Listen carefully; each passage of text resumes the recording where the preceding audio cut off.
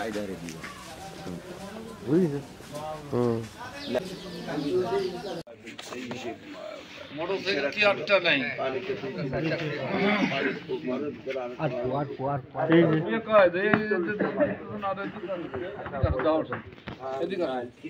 আদিম যুগের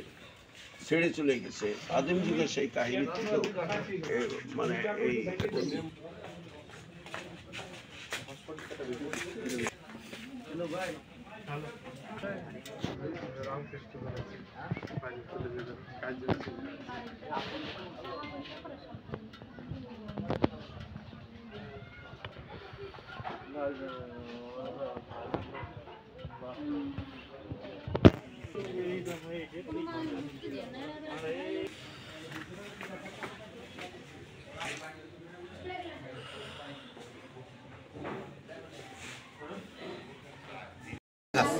কোন গাড়িটা যে গাড়িটা ভেঙে ফেলা হয়েছে যে গাড়িটা ভেঙে ফেলা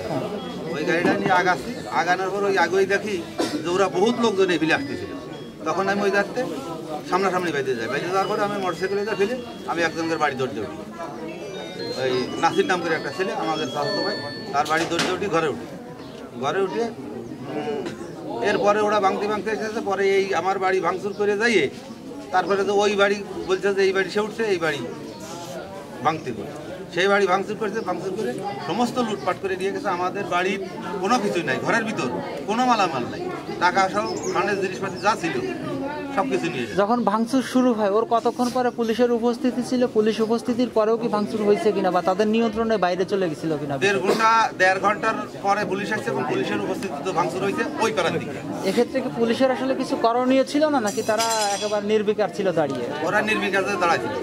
কোনো ভূমিকায় ছিল না না ভূমিকা ছিল